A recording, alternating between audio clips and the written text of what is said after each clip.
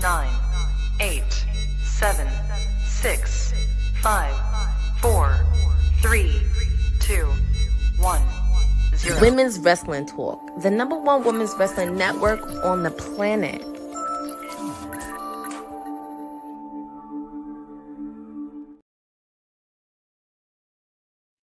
Happy Wednesday, happy Wednesday, happy Wednesday. Welcome to Women's Wrestling Talk, the #1 women's wrestling show on the planet. My name is TK Trinidad, and we are doing WWT Live, everything, news and reviews, all that good stuff happening today. And I am not alone. Before I say that, though, our NordVPN, go and check that out. Save yourself some money because times are hard, y'all. So go and put the code WWT in to get 77% off. And there's a whole bunch of stuff happening this weekend. So go ahead and do yourself that favor as well.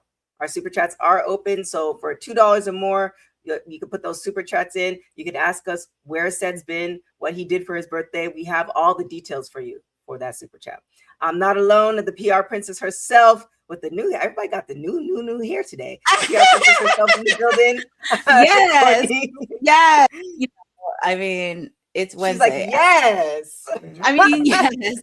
Yes. Yeah, because I've been with my hairstylist since I was 17. So, you know, she always has to make my hair look good. That's the one thing I will say. She makes my hair look good. And of course, I have to be ready because, you know, this weekend is a lot of wrestling. Tonight is Dynamite because we're at the final stop of Forbidden Door, but there's a lot to cover in wrestling. Very, very true. And another person with new hair too. New hair. Miss Hope is in the building too. This is called birthday hair. Coming back from birthday vacation. I thought I was like in the midst of just doing everything. And I looked up. I was like, Hope. Is it you? Happy Dynamite Wednesday, good people. It's great to be back.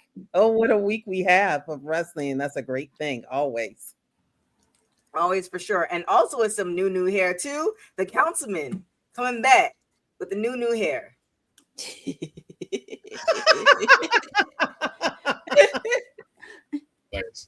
that how I do it? Yeah, that's for sure. That's how you do it. All right, so let's get into it. Let's talk about the big news. Because I saw it pop up in our group chat. Congratulations to Lash legend and Trick Williams. They got married. People covered it, which is huge. So tell us a little bit about this, Courtney. Yeah, so yesterday we got a lot of wrestlers being covered by People, which is insane.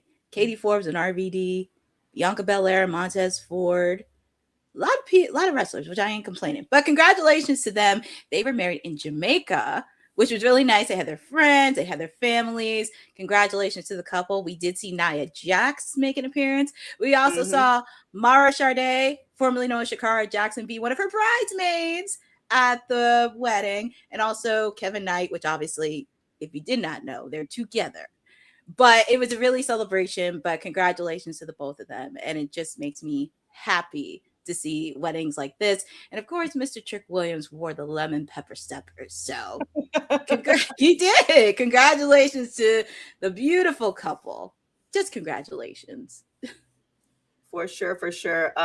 What I did like, I love the fact, and this is what we've been talking about it for a couple of weeks as well, as far as mainstream media. The fact that I know Lash with 3 different looks, and yes, shout out to our producer from the future. He also got a new haircut. So everybody with the new hair. What it's not, what you should realize is we're talking about mainstream media, and the fact that People cover this is a huge deal. On I can name 2 levels. The fact that, you know, they're Black, and not to say People's racist, but let's if you know. Right.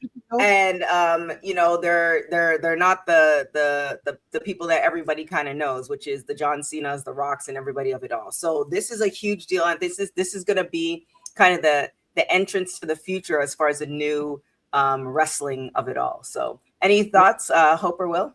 Listen, I remember the wedding of Macho Man and Miss Elizabeth, and I promise you, as popular as Macho Man was, they did not make the cover of People magazine. They made the cover of WWF magazine at the time, which wasn't a bad thing, again, at the time. beautiful Black couple, both doing the damn thing, both looking absolutely fabulous. Did you see the aisle? Literally the floral aisle. I was like, y'all put some money in this. Blessings to them.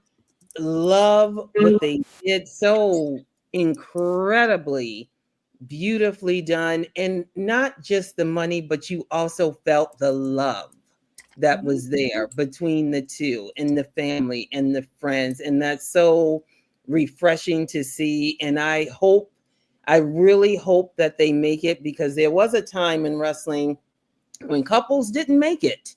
They just didn't. One would have to leave in order for them to make it. So I hope that they are able to follow the lead of Charmel or Booker or Bianca, and her husband, who recently won the tag team champions, Jay Montez. But beautiful couple, so excited for them. Will, any thoughts? Well, I mean, I have plenty of thoughts, but I think the biggest question that we do have to ask about this is just, TK, how are you feeling about all this? Are you okay? Lord, here we go. I am happy for Black love. I love Black love. I love Black love that does it on that level, because it looked like, I don't know, I hope if you track the numbers, it looked like 200 plus, if not more, of those seatings at the tables. Like, and also what I'm hoping for is they got other people to pay for it. That's also what I'm hoping for, because that, my friend, is the best way to start off a wedding, where nothing comes out of your pocket and you get all these companies to sponsor and make it happen. So I feel like Lash is that type of person. Like, look, this is what I want. Let's make it happen. So that's what I'm hoping for them. I'm rooting for Black love. I also too hope that this is going to go for the long haul. But what I ultimately wish, and I said this like 2 weeks ago, bring back those campy like WWE wrestling weddings. Like, yes, you got your real wedding, but then go and give us, because I think Bosa, you were the one who brought it up. I think the last campy one was Johnny and Taya, where they wore those cabbage green outfits in, was it Lucha? I think it might have been Lucha Underground. Like, give me at least one. It doesn't have to be theirs, but there's so many couples in wrestling. Can I just get one wrestling wedding where it goes awry? That's, wow. Wow. Leave that shit. Leave that. No. Because think about it. There's no one that they have right now that's gonna write that well at all. No like one's if Charlotte gonna. Flair were to get married and Ric Flair came out and said, "No, it's my show." First, my God. First of all, horrible person to use. Horrible person to use for that one. Well, okay. Oh Lord. I'm just saying, when she did get married, that would have been a great thing. There's so many opportunities. I feel like it could happen. You don't have to do it for every wrestling couple, but there's so many wrestling couples, especially coming out of NXT. Like, let's. Well, can we just have like the wrestling couples be involved at least? Like, I don't need a wedding, but I would love, like the fact that we have not had like. Not, I know he's rolling with her, but the fact that we haven't had something with Damian Priest and Lola Vice in AAA, it's like, what are we like? He not doing nothing right now. So like, why are they not the mixed tag team champions right now? Like, there's so much money to be made with that. But the wedding, I just don't trust them with the wedding. Not that I don't want to see it come back. I don't trust them nowadays to like get it right the way that we like it, man. Because like when Test and Stephanie tried to get married, and it was just like, oh, those days are gone. You got my attention. Keep going. Also, the fact that we allowed it to be okay that a dude drugged a girl and then brought her to Vegas and got married, and none of us had questions about that part. That era was crazy. I'm sorry, I'm gonna go off topic. I went on a Michael Jackson Michael Jackson rabbit hole this past weekend, and he had the one song, The Way You Make Me Feel. And I'm like, this man is harassing this woman in a dark alley. What are we doing? and we were hype off of it. I still love the song, but I'm just like, the way you make a lot of them things be scary. Like a lot of that stuff be dark. Like what it was like Dirty Diana. Like when I found out what Dirty Diana was about, I was like, what? Yep. I did not know, and I would pay any money to hear that second verse that they didn't put in there. There's a whole second verse where he like you really know he talking about Diana Ross, and they were like, you can't put that out. You can't put that out. I'm sorry. We got to change this to something else. Like no. Anyway, even the Cheers intro is dark as fuck. Like it talks about beating somebody's wife in there. Like if you beat like, yo, you didn't put your hands on your wife, come on down where everyone knows your name. Like what? What? What? With that being said, we're in this era, so I believe that we're in a safer environment. So the wedding shouldn't be as bad, especially if, for instance, if we did a Trick and Lash wedding for WWE, I honestly believe that they would have to be involved. I don't think they would okay it if they weren't involved in some. I don't think they would okay the story if they weren't involved in some capacity. So yeah, but the only thing is though, like even the difference then, which is very shocking, then of an audience to now, I don't want to see Lash get booed coming out in a wedding dress. Like I don't want to see. I want to see like y'all are excited, and I just do not trust these crowds like that no more. And then sit here and like boo this woman while she coming out in this dress, and I'm like, y'all just don't get the assignment, do y'all? Like this is why you have to tell the story in such a way where they wouldn't boo it, and this is where the creative part comes in. Look what you just said. I know. They have 4 people here. Look, WWE, I will do it for free. They have 4 people here that will be able. Well, I said I will. I don't know if Will will do it for free. TK, you gotta. They dropped a package off for you. You don't have to sign for it though. You don't have to sign for it. Oh, geez. Just one. It doesn't have to be Lash and Trick. There's plenty of couples coming down the pipe. No. Like you said, if it's anybody, Lash and Trick would probably be the easiest one that they could write this to be, especially with the way Trick does his promos and stuff like that. Like I could see them going like, "Hey, man, we having a celebration of SmackDown," and then having somebody like Ricky Saints come and ruin it. Right. Just make it simple. It's like you don't have to do the whole thing, but it could be like, okay, they're setting up, they celebrated their wedding here, but we want to celebrate and give it to the people of Ohio or whatever. And then somebody like comes and you have it's such an easy lift. It's such an easy lift. And I feel like you can capitalize on it and you can utilize, like I said, the fact that they're on people already, they can utilize it for WWE purposes and TKO purposes, and now skyrocket their names. So it's now it's a name that people know versus, oh yeah, they're WWE superstars. Because there's a difference from being a WWE superstar to being, oh, The Rock, who's also part of WWE. 2 different things.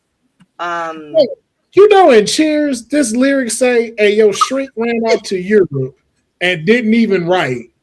And your husband wants to be a girl. Oh my God. Be glad that there's one place in the world where everybody knows your name. Wait, what song is this one? This is the Cheers theme song. Wow. Doing the theme song. This is the theme song. Well. I was like, yo. What is this? We just be letting shit roll. Sometimes people like, it's a different era. They didn't know no better. Yeah, we're not worried about them moral ethics right there. Don't worry about it. We're not doing it. We let Mae Young birth a hand, and no one. We was like, oh, Mark Henry got a kid. I was like, what? Wait. We also had a wedding from hell at one point. So yeah. Oh, you know who else would have had a great wedding? But it would take creative to do it, and I don't know if they could work it well, but I would love to have seen it. Io and Evil. If you Yeah. that, I feel like that would have been a fire wedding to see, or even too, like if they were still there, Alistair and Zelina doing like their vows. They're gonna renew their vows, whole like work series thing, and then like Damien can come mess it up and stuff. Or even the wedding reception. Not even the actual wedding, but just the reception. Wow.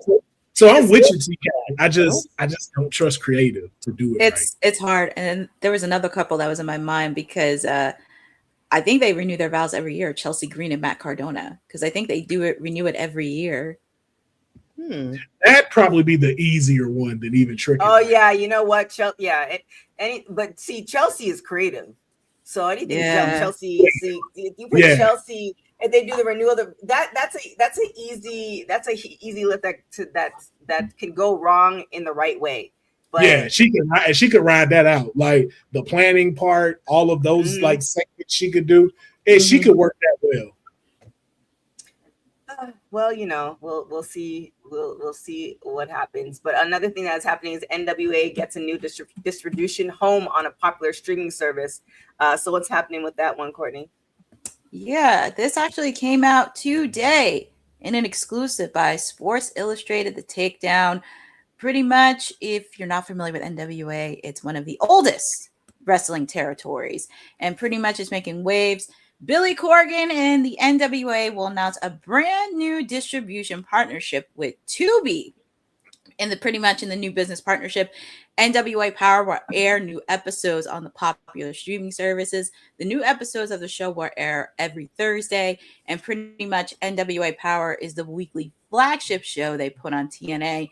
Pretty much Billy Corgan goes on to say in the press release, to say we are thrilled is an understatement. Tubi's reach and presence in the digital sphere, especially with young fans, is unprecedented.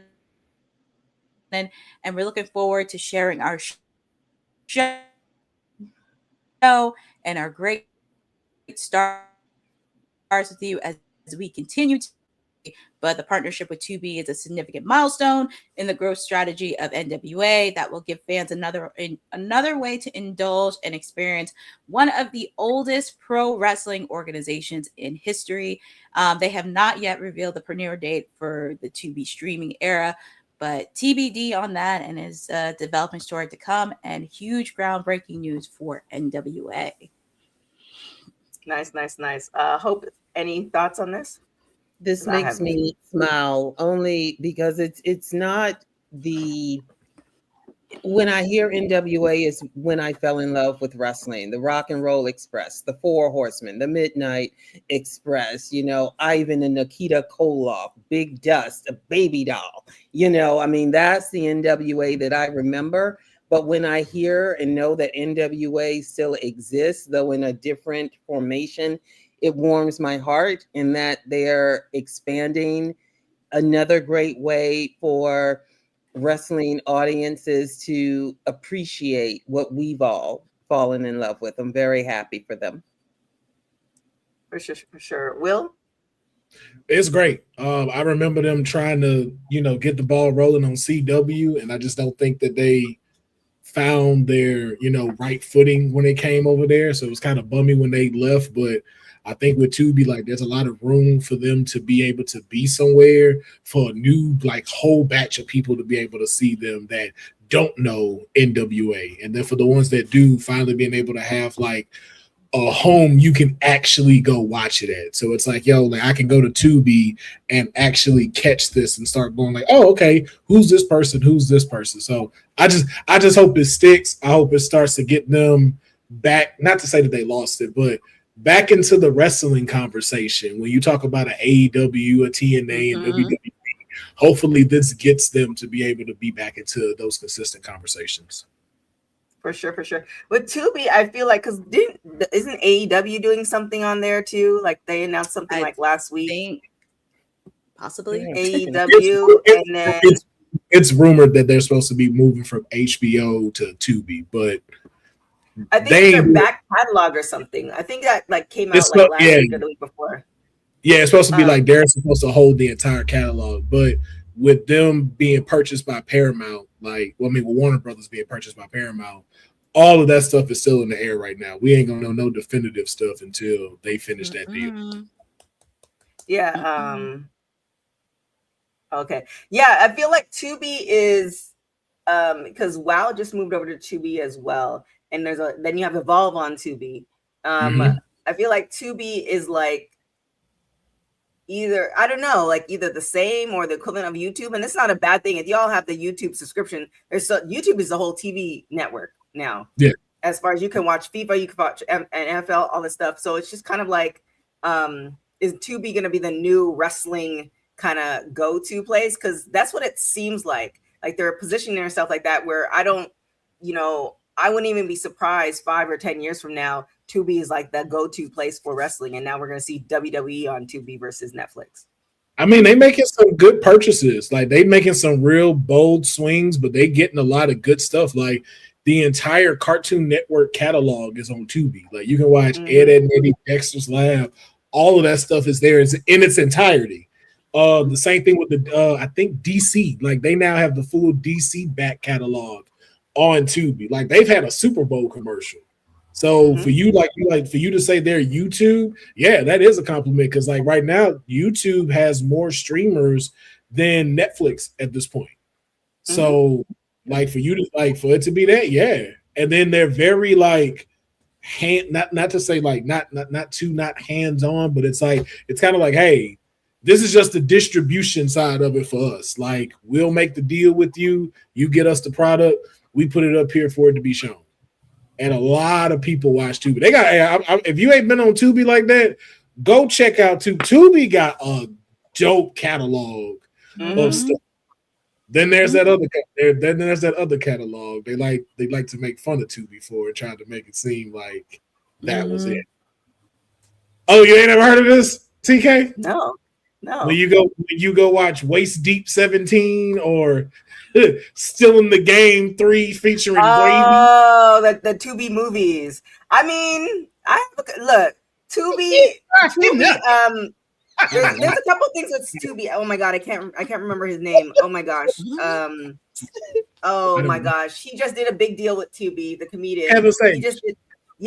He just did a big deal with Tubi, but for years, and this is why I'm interested to see the biggest deal to date. I just want to make sure he gets the biggest deal. And the mental health show, I watched that I think a couple months ago. It was funny as F. But I feel like, yes, I've seen some of the Tubi movies. I have quite a few friends who they've been in the Tubi movies. The Tubi movies, from like the pandemic to about now, has kept people like their rent paid. So I'm interested to see how this, you're adding NWA, you're adding, I kind of almost remember CW when they had Moesha and they had all that stuff. And then it was something different. Like they changed. Yeah. This is what it feels like. Kind of. It's like, look, we're doing all these movies and it's attracting a certain set of people. And now we're moving over here. So does that mean that, because the movies are being made, so somebody's watching the movie.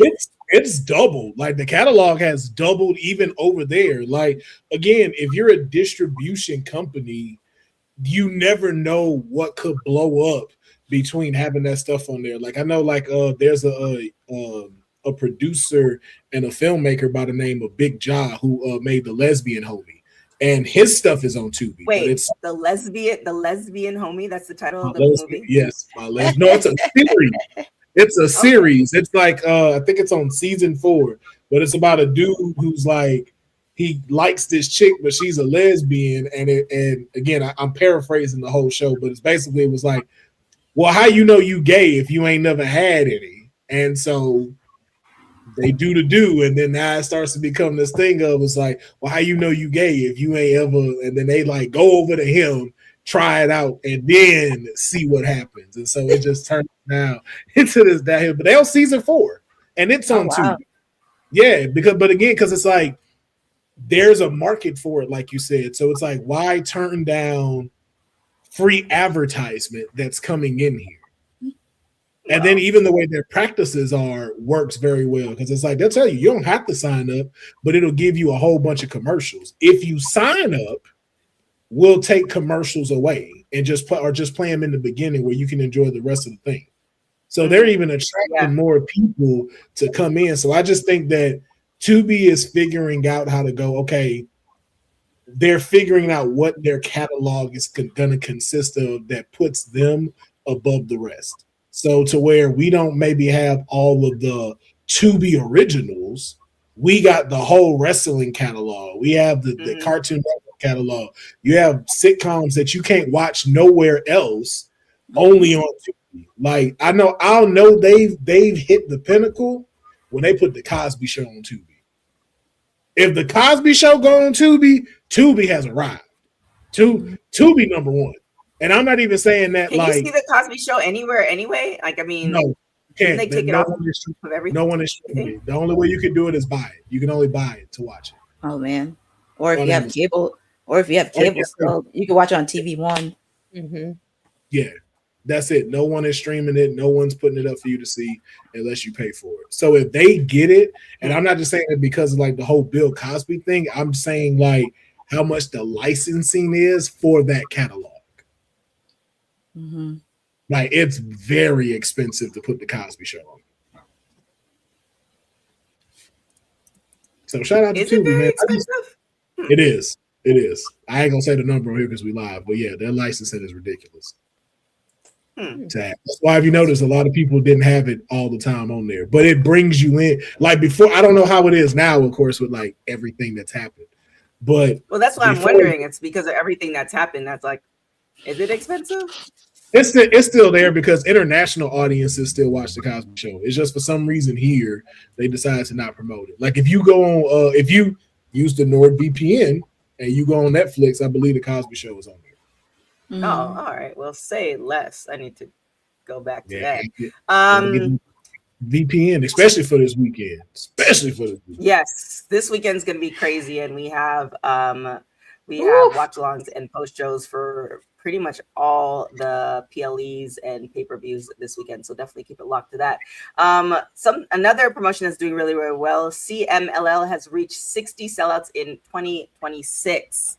So what's going down with this? Because a lot of great stories are coming. Do they have an English version? The last time I asked, I feel like they didn't. So let me know in the chat if they do. No, they don't. Not yet.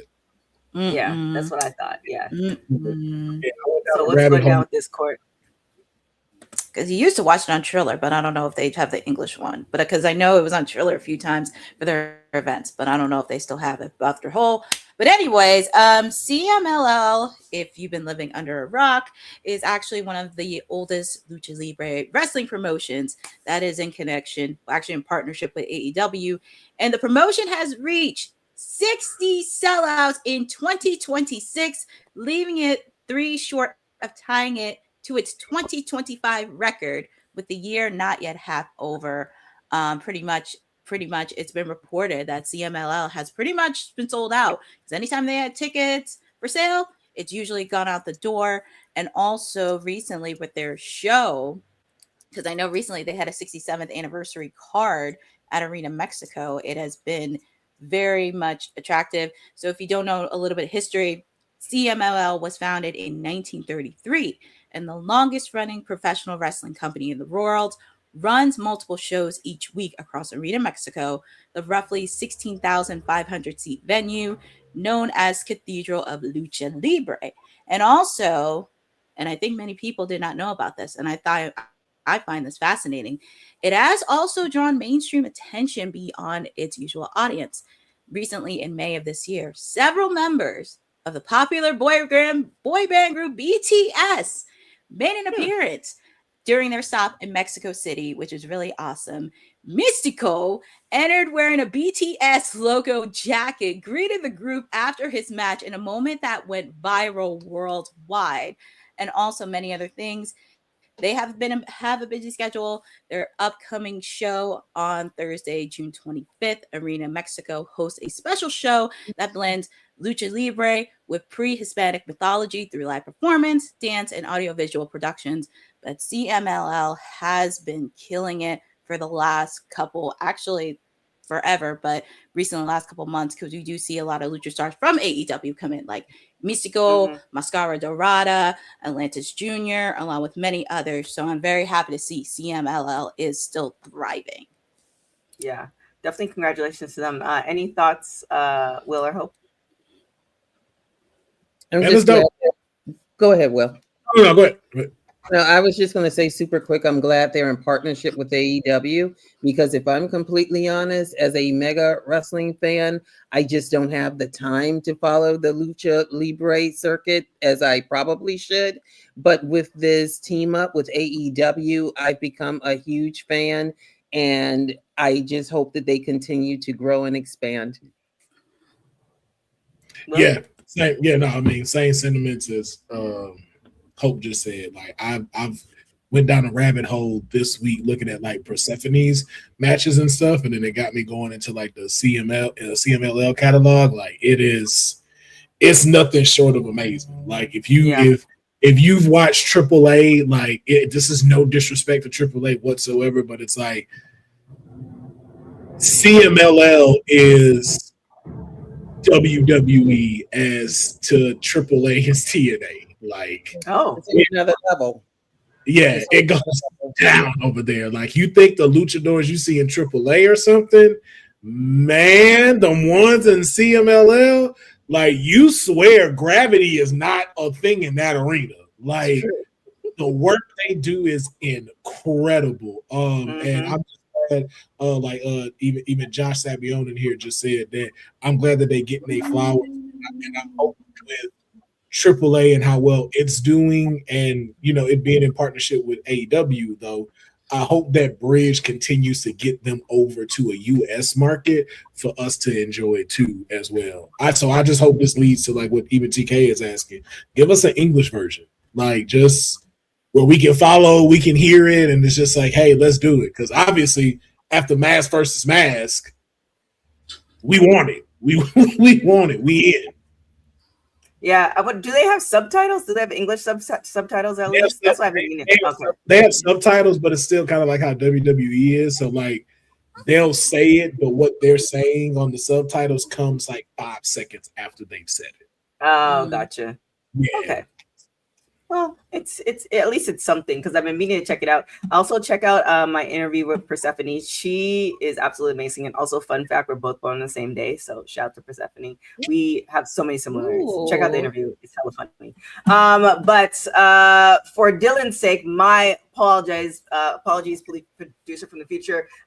Courtney, what do we have for AEW Dynamite tonight? Well, first off, Dylan, you got to wait till football season for pay-per-views on a Saturday, which won't be till September. But we have AEW Dynamite, the final go-home show before Forbidden Door this weekend. You get to hang out with me for Timeless Elite Wednesday at the top of the hour. We do have a lot of action. We have a trios match. We have the Death Riders, Jon Moxley, that little runt Wheeler Yuta, and Claudio Castagnoli taking on Mystico, since we were talking about CMLL, and Bro Dino. Right before Bandino's match against Jon Moxley this Sunday, we get to see pretty much all 6 men go at it, which is going to be a very crazy match and get you excited for Forbidden Door. We also have Konosuke Takeshita right before his steel cage match, teaming up with Mark Briscoe. He's going to be facing off against Ricochet. If you've not been following, Ricochet has been calling out Konosuke Takeshita for the last couple of weeks on Collision, and he wants to get back into gold. And what better way to do that than with the alpha himself, Konosuke Takeshita? And we also, right before his big match against Swerve Strickland this weekend, Will Ospreay is going to be taking on a familiar face from the New Japan days, ELP. And you could tell if you've been following New Japan, especially when Will Ospreay was there, you know how deep this rivalry is. And this is going to be very, very interesting. And sure, they're going to have a banger of a match. And as I mentioned, Swerve Strickland, right before he faced off against Will Ospreay, he's going to be facing off against the Death Riders, Daniel Garcia. After what Daniel Garcia said to him last week, Swerve is not taking any prisoners, and he will be ready right before. Well, before he gets to Will Ospreay, he has to face off against Daniel Garcia. But Swerve will be ready. And then, of course, right before their triple threat match this weekend, the Young Bucks are going to take on TMDK, which is a stable led by Zack Sabre Jr. And it's going to be a lot of fun with tag team action. So you can bet you can see Kenny Omega and Zack Sabre Jr. watching this closely. And since we're talking about Zack Sabre Jr., he's actually going to be in action tonight against Jungle Jack Perry. This past weekend on Collision, Jack Perry made the call and wanted to challenge Zack Sabre Jr. before he faced off against Kenny Omega.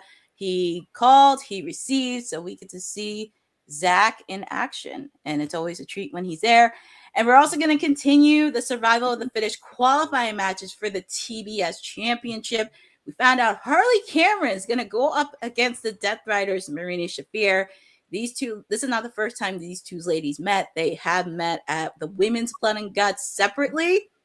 So I'm sure, I hope Marina doesn't take Harley very lightly because she could be a little bit crazy in the ring and entertaining.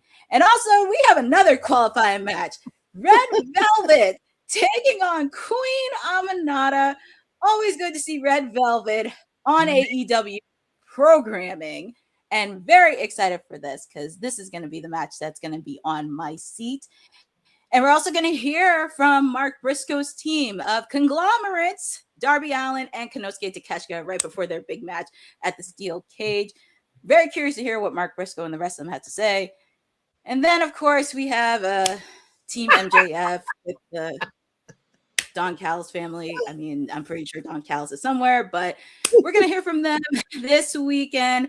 All this and more happening at the top of the hour for AEW Dynamite, 8 p.m. tonight on TBS and simulcast on Max. And is there a match or a segment or anything in particular that you guys are interested in Dynamite tonight? I thought Red and Queen were friends. Did they break up? Because when they were supposed to be a tag team a while back. I know it was a while ago. It might have been almost like a year. So what's the storyline with them? They just having a match? I don't even know because it looked like she aligned with Athena. It looked like Red Velvet aligned with Athena for some reason. I don't even know where that went. So I definitely want to see that match. I don't know. Hope any matches that you're looking forward to? It's crazy. I was going with Swerve, and then I was going with Marina, and then I saw Aminata, and then this is a loaded card. I want to see it all. I just want to see it all. This is a hot show going into their pay-per-view, so I'm excited for them. Wake up! Let's wake up, Council. Will, what any matches you're looking forward to? It was just so many. She named like 23 matches just now. Courtney just talked for 10 minutes straight, like she was out of breath by the end of this. It was just I had to keep going with the pace. It was just like, yeah, because there was so many of them. I was like, because like it kept going, and it was like I'm the same way with Hope. I was just like, yo, this sounds like a pay-per-view card. Like, what is? I was like, this is the house show before Forbidden Door. I'm like, what's Forbidden Door gonna be like then? A 5-hour or 6-hour show. Oh yeah, those pay-per-views are always long. Yo, like I'm like, don't get me wrong, I'm excited for the matches. Of course, like seeing Swerve and then Will Ospreay go in and Jungle Jack Perry and Zack Sabre is gonna be incredible. But it's just like, yo, bro, 7 matches. That's all you need. That's all you need, and even that's still a lot. 6 or 7. 6 or 7. Let's give me the segments. I don't mind hearing from the Don Callis family. I don't mind who's the other people we had to hear from? Mark Briscoe. Yeah, I don't mind hearing from them and stuff like that. That's cool. Segments in between. But it was just like, wow, man. I feel like is this 3 hours? Is it gonna be a 3-hour Dynamite? I actually thought that too. I was like, is this gonna be a 3-hour show? Well, yeah, but there's always an overrun, so do not be shocked if there's a lot of overrun, which I'm used to it. So it's like, you know what? I'm excited to see Red Velvet and Queen Aminata on TV because we've been talking about Red Velvet for the last couple weeks, and I am so excited that she's back on AEW programming. I'm just happy that she's back. That makes me happy. I mean, seeing the whole ladies and that, obviously, like Swerve and Will Ospreay, they're gonna have their beefs with each other. Also, I'm excited to see Takeshita and Ricochet. Even though Ricochet is annoying, I I just want to see Takeshita in action. It just makes me happy to see him action as international champion. I'm glad Ricochet's finding his foot in there as a heel. I'm glad that he's consistently on TV. Like, I don't want to be on here all the time on Wednesdays, but I'll be noticing. I'm like, okay, Ricochet is talked about frequently, and I'm happy for him with that, man. Like, he's a great performer. Like, I'm glad to see him like not having to like continue to trickle down. I'm glad he found his footing, man. Shout out to him. We just need the Gates of Agony. We just need the Gates of Agony to be in the tag team title discussion. We just need them. Are they still? Because I know they were doing a lot of stuff with ROH. Are they still doing stuff with ROH? Not the Gates of Agony, as far as I mentioned, because I know Bishop Kong has one of the belts for Ashe. I think he's still the reigning champion. Yeah, for Ashe. But yeah. Something else that happened to ROH TV. Again, I think my suggestion I guess you can't put ROH on Tubi because like that would be a great place to put it. Deonna Purrazzo mattress. Huh? I said, why you can't? I feel like if Evolve is on Tubi, there's certain promotions that won't be on Tubi. NWA is a go. Yeah, but that's also too like. Yeah, but that's also like very, very developmental. And then even be talking about AEW's catalog going on there. Like, I don't know. I just feel like Ring of Honor would not be too much of a reach because it's kind of in the same boat as NWA. I agree with you. I wholeheartedly agree with you. Put Ring of Honor on Tubi or YouTube. I don't know why, they're getting my $9.99 again because of Courtney. So thank Courtney. But I don't know why.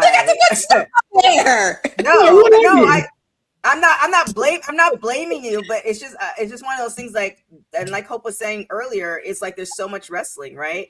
And there's at one point I got ROH for people to watch it. We were supposed to do a show and just didn't happen to militarize, and I didn't have time to watch it, so I got rid of it. But it would be so much more helpful for it to be somewhere where you're not paying that, because it's like, I know Tony Khan may or may not, I know what his bank account's more than mine. I'll just say it like that. But I don't know what his bills look like, but it's hard out here. So paying another subscription where you can watch it for Tubi, watch it on Tubi, and then support the people, because I'm sure that split is crazy for the people who own ROH, which is Tony Khan, then do that. Or get the views from YouTube. It's not like we won't watch the product. I think it's very clear that we want to watch the product. You know what I'm very surprised at? Because Ring of Honor did the last couple of weeks. They had their full episodes for free the last 2 weeks. I don't know if it's hard to do, but they could make it free for at least 1 month to see if people would like it. Because I was very surprised. Like, the full episode was free. You didn't have to paywall it. You didn't have to charge it. And I was just like, they could have did a special promotion on it. Like, hey, if you want to watch it for a whole month, here it is. Forget that. Put it on Tubi or put it on YouTube. Like, make our lives easier. There's so much and I was talking about this to another friend as far as like apps.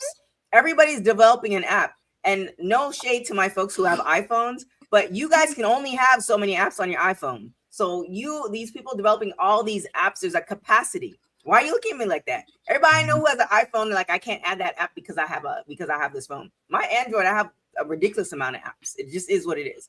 That's it's just true. Who told you that? A bunch of people with iPhones. I'm not making it up. I'm just saying. No, I'm not saying you not, but they are certain that that's not true. It's size wise that you have to worry about, and like why that app may not get put on there.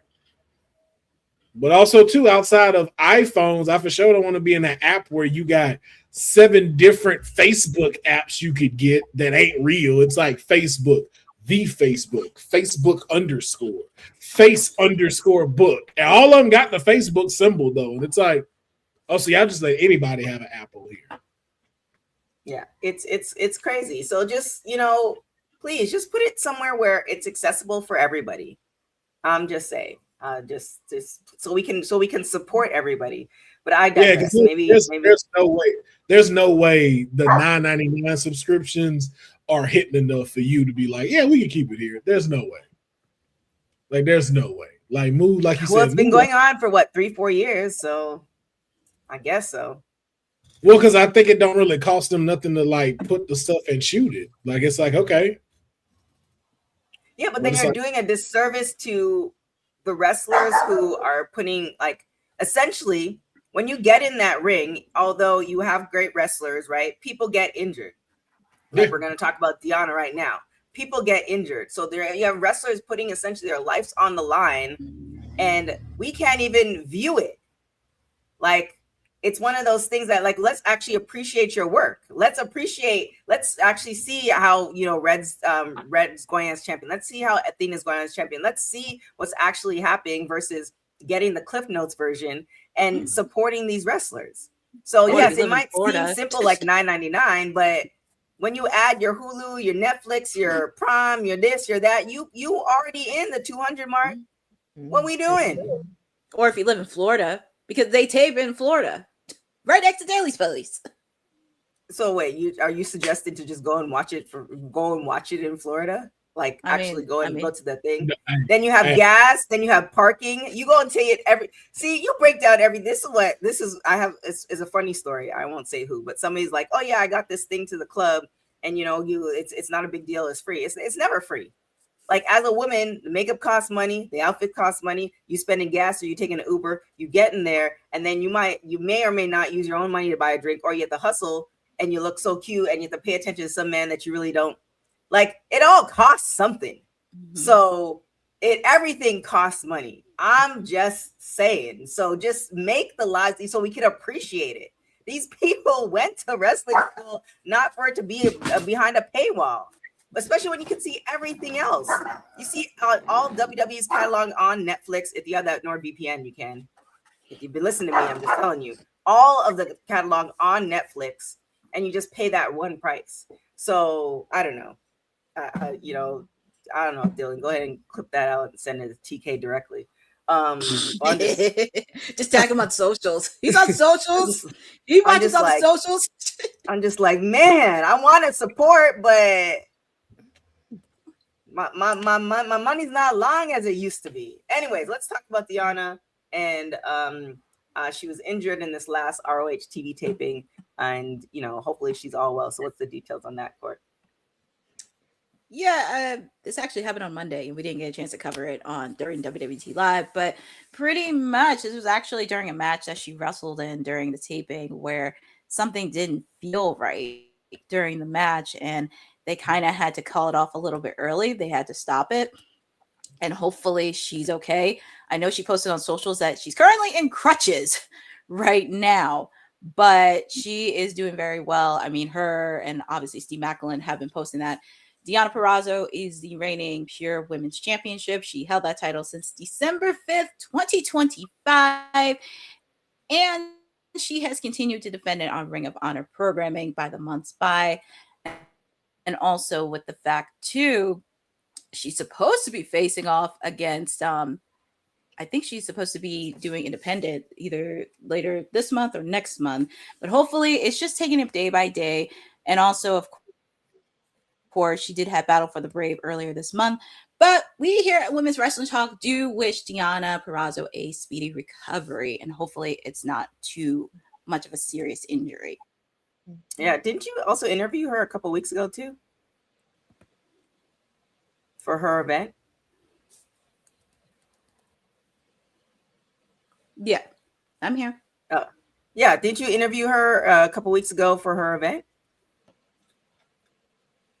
I didn't interview her. I actually met her after the show. I had a chance to chat with her earlier this month, but I interviewed her for the Queen of the Ring red carpet. I interviewed her. Gotcha. Okay. I mean, we definitely do wish her a speedy recovery. I don't know if Hope or Will, you have anything to add to that? Just echoing speedy recovery. She's on crutches. That's not necessarily a good sign, but hopefully it's not a torn meniscus, because if that's the case, she's going to be out for a bit. Yeah. I would just say take your time. Take your time, let it heal up, get better. You got your podcast with your husband. Like y'all do great work. So just take your time, get better so you can get back to doing what you love and doing what we love to see. Y'all entertaining us. So and they're going to do Battle for the Brave 2. They announced that on their podcast this past week. They're going to do it. Not sure where they're going to do it next year, but they are getting ready to do Battle for the Brave 2. Okay. Another thing that is happening, Kevin Owens will appear at the NXT tailgate and watch party at the Great American Bash with it looks like our friend of the show, Dave LaGreca, is going to be there as well. So what's the details on that?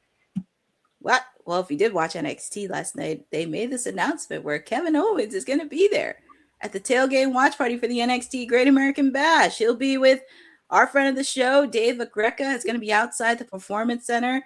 Not sure. They just had that little blurb in there, but very curious to see and happy to see Kevin back on TV because we were questioning him a lot the last couple months, but it'll be very interesting on what Kevin's going to do this weekend. Do you think it's going to be a setup for, because we haven't seen him for a while, do you think it's going to be a setup for a storyline? Like, why would they announce this and put him in there if it wasn't for something else? Thoughts, Exactly. Will? Yeah, and then outside the Performance Center where a lot of stuff go down. Mm-hmm. Mm-hmm. If this isn't a setup, I don't know what is. But I'm trying to think, Kevin? I'm trying to think who though. Like who would I don't know. There, but I would definitely want to see that. And yes, I know you're going to ask, Boza. We do have watch along and post show scheduled for that as well. So we're going to be out in these watch along and post show streets all weekend. I can only count the amount of hours. Courtney will be on air for about 8 hours alone. And also we have and also we got TNA this weekend as well. We got TNA, we have Great American Bash. So Night of and then Night of Champions Saturday. Yeah, so there's a lot going on. So wow. So Bosa, you only care about the okay, I see how it is, Bosa. Man. I see how it is. I'm just joking. All right, let's talk about Cody Rhodes. So he was asked if he's the face of WWE. So what happened with this?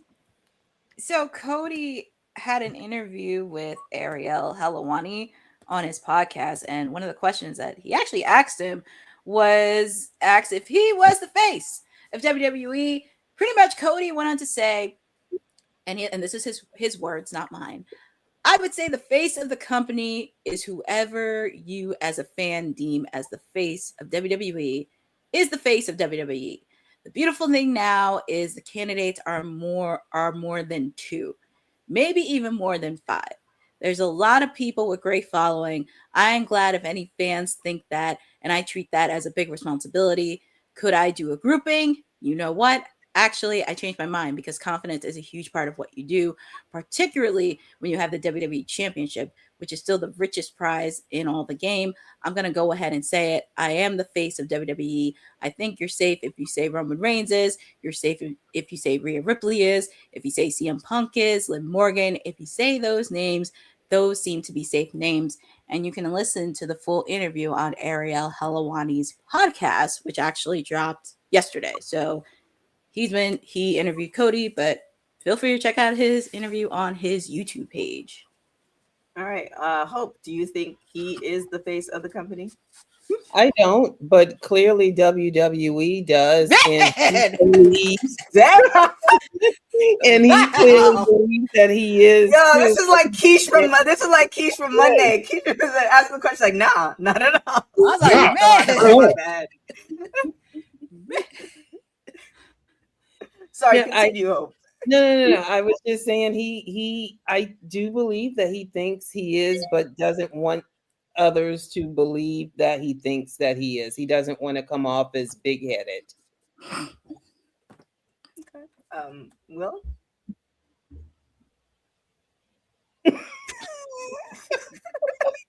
I mean, okay.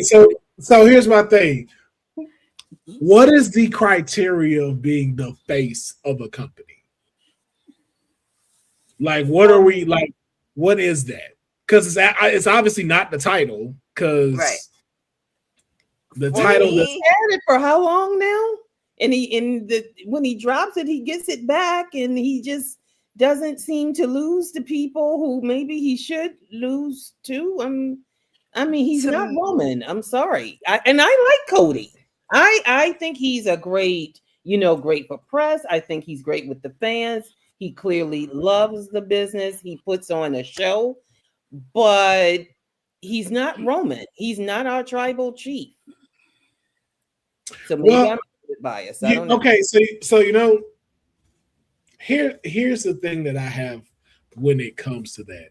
And I'm not sure that it's right to measure those two, because we got to see Roman go through his ups and downs all the way through. Mm-hmm. Like we've been on this ride with Roman for over 10 years now. Sure. And we saw the evolution of him finally get to where he is. As for a Cody, the main population knows him from Stardust to now the American Nightmare. So, and then most of that evolution to get to the American Nightmare is on indies, where a lot of people didn't get to witness that. They didn't get to see that. So now it's like it's a time limit that he is on when it comes to being in WWE, because he's been there, almost 5 years now since he came back? Something like that. Yeah. Jeffrey's saying he's the face of wearing nice suits. Oh my God. Jeffrey. Oh, no. The new suit fire. We give him that. Yeah. Anybody want to argue that? We can argue that. Ain't nobody more stylish than Cody Rhodes. And his tracksuits. We can't forget about his tracksuits. Yeah, them tracksuits be fire. I definitely want me an American Nightmare tracksuit. That's true. But I say that to say, and like, it's been 5 years and you've played the same character. So we're now getting the John Cena effect. Like, we've gotten a little bit tired of it. And it's not like how they treated John, where it's like, okay, John loses his title and then we kind of see him go through the mud, and then it gives that back and forth. So there's nobody really for him to compete with. So I think even him being the face, WWE saying that, but I think because they're saying that, you're lowering his stock with the way you treat him. Because that's Cody will tell you, hey, I want to drop the belt to Drew at WrestlePalooza. I think it's the right time for us to do this. And it's like, I hear that, but we need to make sure that this deal goes through, so we're going to keep the belt on you. And it's like, all right, bro. And that's precisely why he is the face of the company. On the business side of things, I at the time, I think Roman definitely was, but I think because Roman is not necessarily there full time and Cody is, that's the reason. And that's not. I think if they're both there full time, I think Cody would still be the face of the company. He aside from Trick and a few other people, Cody's the one that's doing the ESPN interviews. You're seeing Cody all over the place on mainstream media. So that's one of the reasons he's the face of the company. The company can rely on him and bet on him that the average person who knows nothing about wrestling can relate to him as a star in so many different other ways. And if you know the nuances that I'm talking about, that's what I'm talking about. Yeah, so, I think. Go on. No, go on. And I think to Roman, like, even to say that, to Roman's case, Roman is more of the spectacle, but not the face. Like you say, like, Cody is the one, if I got to go sit down in a board meeting and we got to talk, we got to do this, great. The trophy is Roman. So if I want to show you what the product WWE makes, that's when I show you Roman. If you're doing a Make-A-Wish, you're most likely going to go with Cody. Exactly. If I need to do the ribbon cutting at Wall Street, I'm most likely going to go with Cody. But now, if I need to sell WrestleMania and I need Good Morning America, I'm sending Roman. Roman defeated Punk, even though Punk was selling merch and was getting pops everywhere he went. And it still trips me out, really, how, Cody, with his music, especially towards the end during his time in AEW, it was lukewarm for he and Brandy, but he makes his appearance in WWE, same music, and mega pop. I mean, and I love his entrance, but it's again, I may not be I am definitely a bit tribal chief biased. I'm the first to admit that. And I love Cody. And there's so many others. I love Rhea, but I also love Jade. And I feel some kind of way about the way I see how they're handling Jade. But that's a whole nother segment. Yeah. Let's see what you're saying though. All the people you picked, you've watched them go from babyface, heel, babyface, heel again. You've watched to see different variations of them. Like Rhea Ripley, like the girl from the Mae Young Classic to now, completely different. True. You know, not to say that you have, because I'm, you know, again, I don't know exactly everything you watch, but I could bet if I had a room full of 10 people that maybe 4 could tell me the run of Bullet Club Cody Rhodes. Like, not that he was in Bullet Club, and it's like, yo, here's 5 matches you need to watch when he was in Bullet Club. You need to go also check these matches out because it ties into this story and shows you how he got to the American Nightmare. We didn't get to see that. So all we've been seeing is John. And again, I keep comparing him to John because all we've seen is the babyface side, and we've grown Cody fatigue. And the sad part about it is he knows we've got Cody fatigue, which is why he go, hey, I think I should drop the belt to this person. Hey, I think Randy should beat me at WrestleMania. I think that goes over a little better than me. No. The Minute Maid just re-signed this contract for fucking $15 million. We need you back as champ. Okay. And so then you get held into this, and it's just like, People probably don't remember when Cody was heel, when he was undashing Cody Rhodes. And even then, when he brought prestige to the Intercontinental Championship. And if you want to go back to Roman, not NXT, when he first came in FCW, yeah, I'm going a little bit way back with the developmental territory. When he was from FCW to NXT, well, you kind of know the rest from there. But even with Cody, I would love to see him be heel. It's just, I don't know if we talk about creative, we talk about booking so many times. It's like, I keep going when he was undashing Cody Rhodes because he brought so much mystique to that and had so many rivals with Ray. I think he had an encounter with The Miz and so many other people, just making it the second tier title for the Intercontinental Championship. Yeah. And it just sucks because that was such a great run. And then you have this gap that's missing. And then the last thing that everybody clamors to is Stardust. And it's just like, dang, because most people don't remember dashing Cody Rhodes. And so the only thing you now get is this new version. It's like, okay, when does this change? But because, like, you know, him being the face, it's like, okay, we can't afford for you to change right now, so we can keep getting this money. And again, to your point, Hope, it's also because of a Roman. I think Cody can't change. Because Roman did something Cody can't do yet, and he's reached the same mark as Randy Orton.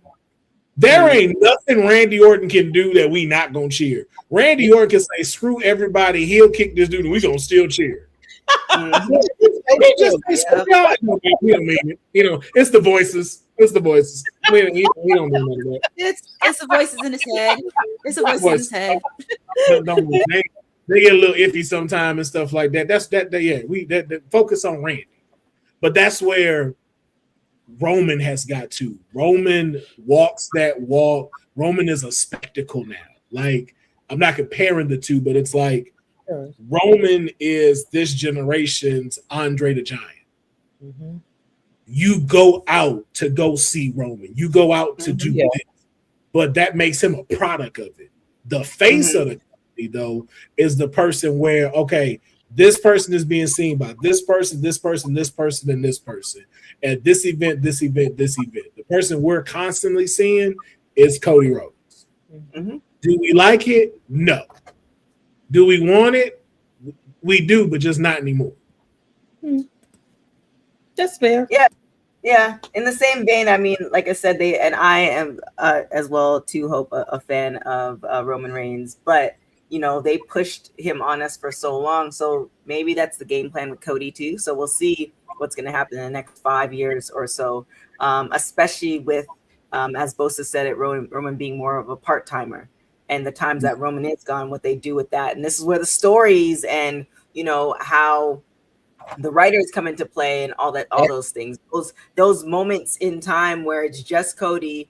And again, it's not just Cody. Who are you building up around him? Because I'm sure it's not, Roman doesn't come into the office on Friday and say, look, guys, I'm going to be out for the next 3 months. They already know when he is going to be out. It's already anticipated. So if you know that he's going to be out 3 months from now you have 3 months to build people around Cody. Yep. And a couple different options, because, wrestlers get injured and all sorts of things happen. So build people around Cody so that when Roman is gone, now you can position it and still do the things. But again, there's probably so many cooks in the kitchen. There's so many gods that they have to satisfy. There's so many things going on that, like, I just want to be, because I don't want to be following him, meaning that I followed Mark Henry through WrestleMania for a week and I was tired, and I was just making sure he was good, and I was tired. I just want to be like a fly sitting on Triple H's shoulder. I don't want to follow it. I just want to see, because all these things that he has to consider and do, and all it's Nick Khan.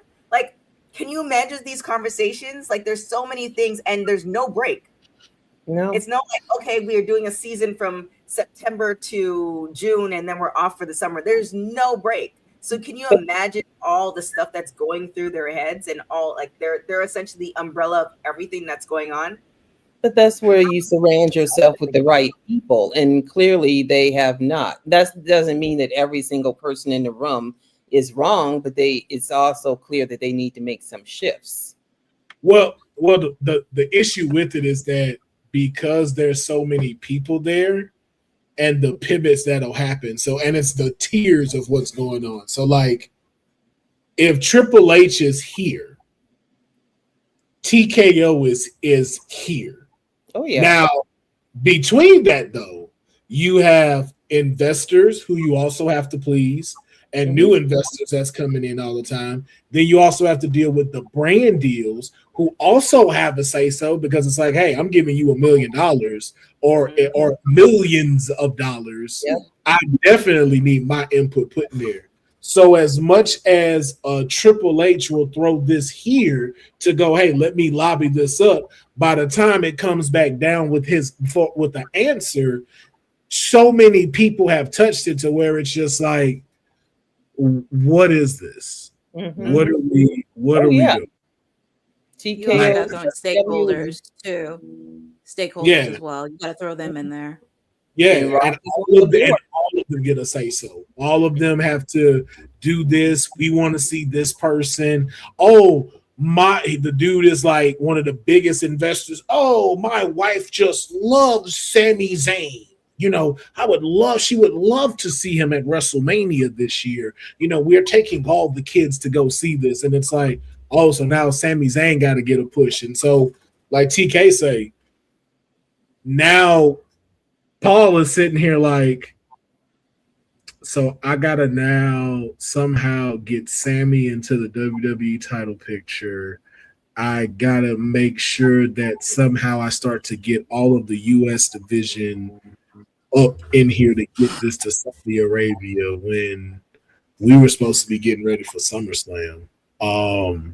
Now I have to track back 3 months, change everything we just did to make this work. Oh, and now Logan Paul's injured. So now I really got to pivot. Mm-hmm. And then that's crazy. You get segments. Be like, you know what? Segments. So we please everybody. Segments. The rematches, segments. And then they heard the councilman keeps complaining we ain't ending Raw with a match. So we got to start ending these with matches now. But it sucks because in all of that, you don't get to build new people. You got to kind of figure out, okay, who's somewhat doing good that I can start trying to put around to build this thing without them chopping it down. Because I will still to this day never be able to figure out fully how Drew went from main event WrestleMania headliner to first night with Jacob Fatu. Like that is that, and we haven't seen him since. Mm-hmm. And I'm like that because I'm just like, I don't understand how y'all treat this guy like this. This man is money. This dude is a walking check, but for some reason, some of y'all just don't see it. This guy could be the head of the like face of the company if you wanted it, and it's like nothing. I can give you another example. A person that fumbled many times, LA Knight. You put him on Slim Jim commercials. You could have done so much with him on Netflix and made him a megastar, and even when the crowd cheers for him. But there's also a lot in the back that has to do with that. Yes, it's a lot. It's a lot. Yeah. And then you get to Jey Uso. It's like, okay, someone could have worked with him on his promos, but he had the crowd. We still yeet to this day. And then all 1 minute he's champ, and all of a sudden you just throw him back with his brother again as if the run never happened. It's like, right. Okay, can we give Jey a chance, please? Am I allowed to say it? Is this a safe space? Jey ain't ready for that. It had nothing to do with the promos. Jey is not mentally or physically prepared to wear that crown whatsoever. And some of those others are? Yeah, no, but then got to think about it. Sorry. Wow. So it's it has to do with a lot of stuff in the background that be going on with him. Like, yeah, that's true. The dude really like needs to get some help. For up. And I don't mean like saying he's crazy, but it's like it's a lot of pressure having the rocket strapped to you. And then not only having your family in your ear, but your wrestling family in your ear, and your boss in your ear, and the owner of the whole company in your ear, and then also hearing from Slim Jim, Cricket, the stuff you're going through personally and stuff like that. No need to recap it on here. Everybody knows what it is. But you see it start to bleed out into his character. And then you start seeing the mistakes. Like, because of what you do in your personal time, you're coming up in here gassed and out of breath when you do promos. You are doing launches that you used to do so well outside of the ring. Now you can barely make them. And your stuff is like when you wrestle, you're not as safe as you normally are. And your promos aren't working. And like you said, to build him, there's not enough time in the world we are now with everything that's like this. There's not enough time. You would at least need 5 people who it won't affect them to take an L to go, hey, you know what? I will do something with him so we build him up. CM Punk would need to agree with that. Roman would need to agree to that. Gunther would need to agree to that again. Cody Rhodes would need to agree to that, and a Randy and a Drew. All of them would have to put him over in order to make this work. And I don't even mean like hold hand. Like it's like, no, I'm a dog walk you through this rivalry, but it's gonna turn you into a champion. Either you're gonna sink or swim. But I think they could do it. I agree with that up until, and we spoke about this on Monday, Courtney, as far as in the era we are in right now, as far as talking about mental health. So I'm trying to remember the university. So I went on 5 different recruiting trips for track. And one of them was in a university in Utah. And they had us all meet with this counselor. And this counselor was like, I help you outside of the track. Like, I help you mentally prepare. I help you prepare for these moments. And I don't know if they have that at WWE, but they knew that they were going to make him a champion. And it's not just him. I think it's for everybody. If they know that this is the trajectory that we have this particular individual on, then this is the individual, the psychologist that you speak to prepare you for all those things. And even if the person looks like a pillar of, like, they won't get gas, making sure that they do. And I don't know, the WWE might have that. They don't. I'm just saying that's okay. I'm just saying that could have been just putting it on him, because we saw the Unreal, I think it was season 2, putting it on him and then seeing that and yes, part of it is on Jay to get those things done. But if you've been in something for so long, meaning that I know so many people have been athletes their whole entire life, and once they stop being athletes, they have no idea how a Google Doc works. Like, I've done this many of times. So he might not necessarily have those resources or even think about it, because that's something he's never had to think about, because he's had the not the luxury, but the ability to be in WWE his entire career. So these are things that if I were more on the HR side of things, these are the things where, again, what I was saying that we were talking about on Monday was, you're getting all these student athletes into the performance center, right? You're investing money into them. Before they even set foot, there's certain things that I feel like a certain test or a certain thing that is developed that you can see that the trajectory of this person they can handle, because WWE is not easy, that they can handle all these pressures. There's certain tests like that. It's like, I know they have the Myers-Briggs, but I'm sure they have other tests like that, or somebody could develop it where it's like, okay, you can see this person saying, yes, I can handle it. But in true, their tests are looking like this, right? There's certain things, there's certain steps that you get to that point before anybody, the student athlete invests their time and WWE invests their money before any of that happens. And I think that's where they did Jay a disservice, because from the moment they saw it, because I watch wrestling, but I watch it for certain things. People who've done wrestling, they see things that I don't see. So I'm sure Triple H and everybody else who was there saw, wait, this is not how it's supposed to be going, right? They already saw the red flags popping up, and that was the time that they should have pulled him aside and said, look, other than say pulling him aside and like, look, you were kind of gassed. Nah, we're strapping the rock to you, and we need to make this work. So before he even developed all those rivalries, all those things on the back end, your body, your mental, your everything else, and not getting into your business, more preparing you for that, because he's been a part of a tag team his whole entire life.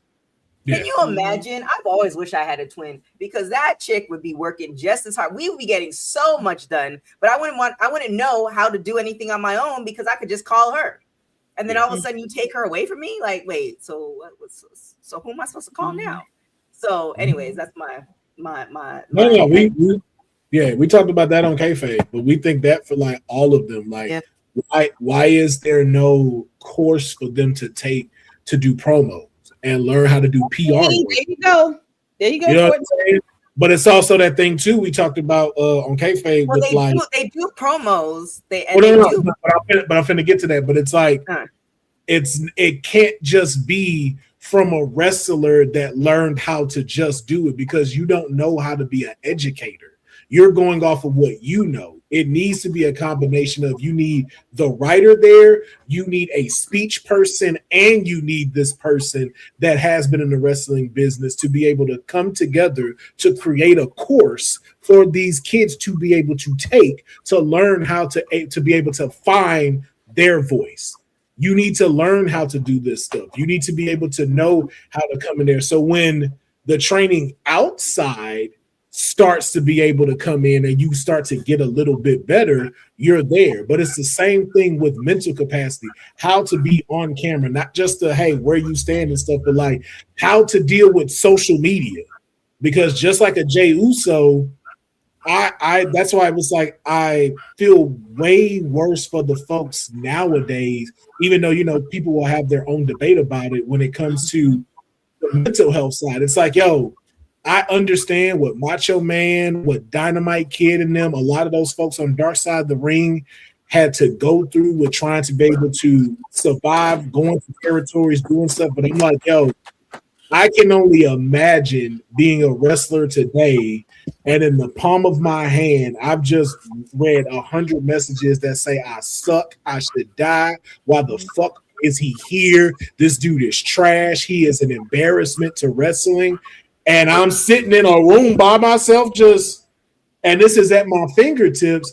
And now I done wrote something because I didn't see more tweets of like, oh, him and Jada Parker are messing with each other. I caught them here. And it's like, yeah, that's mine. And it's like, yo, why would you write that? Why would you write that? You see, this is why courses are needed to get you trained for this.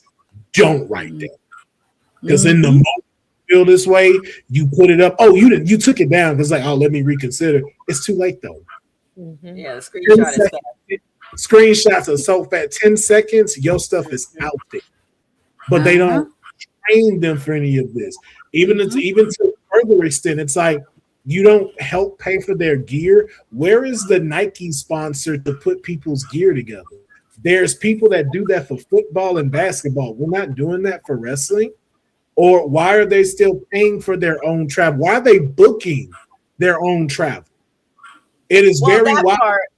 Ginger Mahal, if you watch, and we talked about that on Monday too, if you watch Ginger Mahal, how he breaks it down, and not to say it's right or wrong, but how he breaks it down is very interesting as far as how much they get paid. And these are the more superstars, not the NXT of it all, how much they get paid and how they should funnel their money. You're treating it like a business because you are a contractor. And yes, I agree that there should be some type of wrestlers union, but where we are right now, how it is operating, there's certain ways that I know wrestlers who have done it the right way, meaning that they stop wrestling a day, they Gucci.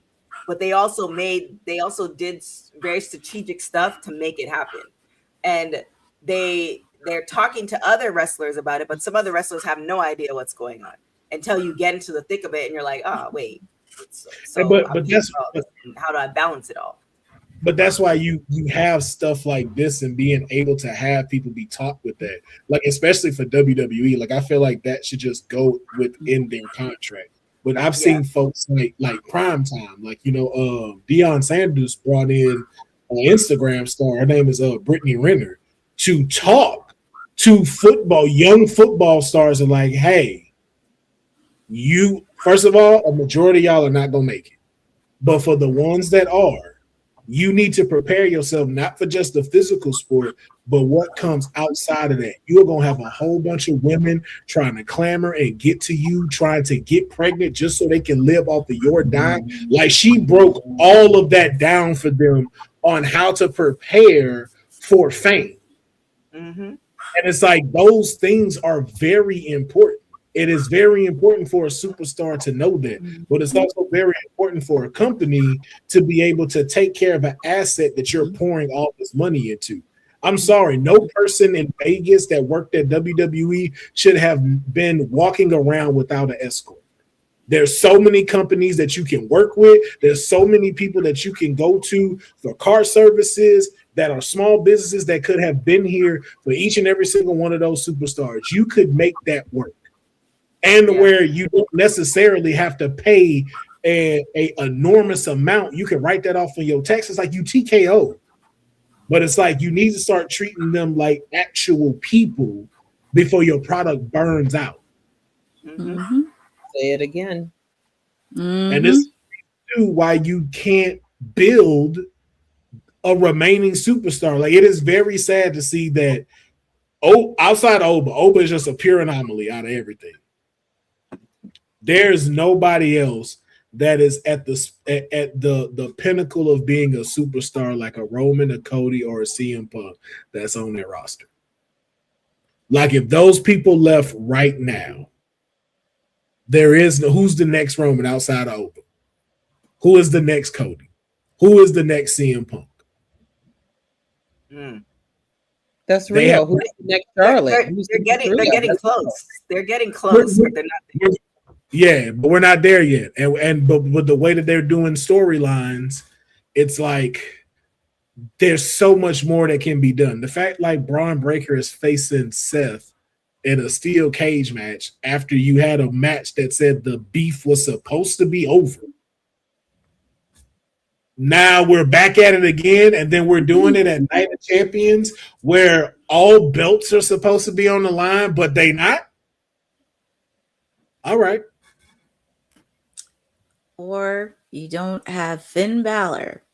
Finn was supposed to, after the whole thing with Judgment Day, you could have had Finn because he was on SmackDown. He could have had a fresh start. But, well, yeah, that part right there. Did he didn't get pinned, though, in that four-way, right? No, he didn't. No. It was Damn, like, it why was he there? and they ain't done nothing since with him. That's crazy. No, nothing with Finn. Mm-mm. They ain't done nothing with Blake Monroe. She made an appearance in a dark match, but she ain't out yet. Who did you say? I'm sorry. Blake Monroe. Oh no. Mm-mm. Lots Yeah. of time going to waste. Just again, and I've said it before. Way too many shows. Too many or too few people. Too many Chiefs and not enough Indians, and then you've got the TKO factor. It's just like that was said before. It's like they're forgetting what they've planned, and they're doing things that just don't make sense. And wrestling fans with a brain are getting it, and then they're wondering why some people are dropping off and becoming casual. Gone are the days where you better not call me while Raw is on or SmackDown is on. Now it depends on who's on. Man, I'm catching highlights now. I'm not That even part. watching. Yeah. Who's going to give up 3 hours? And when is SmackDown going back to 2 hours?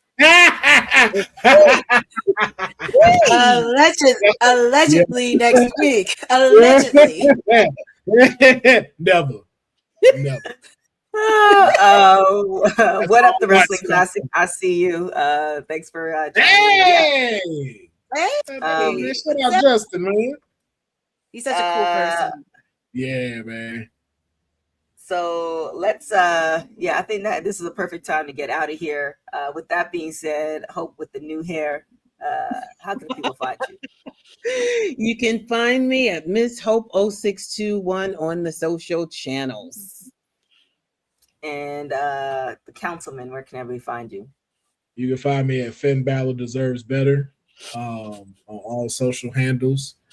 I'm tired of the disrespect from Finn, man. I'm tired of it. Like, my boy needs a championship. Like, how we don't have 2 Bullet Club members fighting for the title right now is beyond me. It's right there, I it's feel right. like they don't really talk about Bullet Club since AJ left. Like they used to. No, I feel like they don't. They don't. Yeah, I know they don't, but it's also too like, man, it's so much going on SmackDown of just like, what are we doing though? What's happening? Mm-hmm. Like Trick and them are fine. Like, all of them are good. That US division is starting to build itself up fairly well, but with everything else, it's like, yo, man, why ain't nobody going after Cody? Like, you had to bring Gunther over. I'm like, there are plenty of people on SmackDown that you could be having going for this WWE title. It was like, nah, go get Gunther. Go get him. Mm-hmm. We was like, what about Damian Priest? Nah, put him in the tag team. We'll wait that out. Well, Aleister Black would be we about to fire him. Don't. No.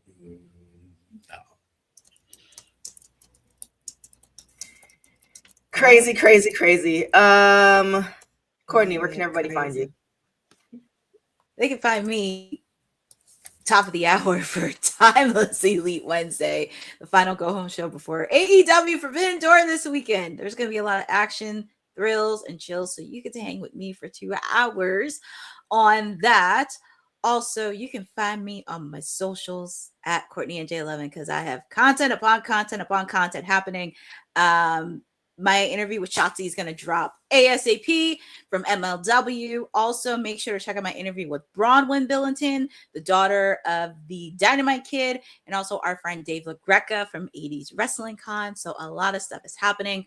I will be posting bold predictions a little early because this weekend is my birthday. It is Saturday. So I am going to drop bold predictions for Forbidden Door this weekend. I will not be on Friday, or I won't be on Monday, because Friday, of course, I want to celebrate. I'm celebrating my birthday a little bit early, but also Monday, Raw and SmackDown are coming to my neck of the woods in Atlantic City next week. It'll be a double taping next Monday. So I'm very excited to be on the ground for Monday Night Raw and also the taping for SmackDown. But lots of content happening. Please make sure to follow ISPW. We have a lot of shows happening. Our big show that we have in July in Wildwood Obviously, of course, you're going to have the Headbangers, Ken Shamrock, Ted DiBiase, many others. So if you live near the shore, you do not want to miss it. And yeah, just a lot of good wrestling. And also, watch along for Forbidden Door is this Sunday. So busy weekend of wrestling. Damn, it is a busy weekend indeed. All right, y'all. You can find me everywhere at TK Trinidad. Yes, we will be having watch-alongs and post shows for all of those PLEs and pay-per-views. So it should be an exciting weekend. Christy and I are definitely going to be busy for sure. And yes, make sure you check out the AEW watch-along post show happening in just a few short minutes.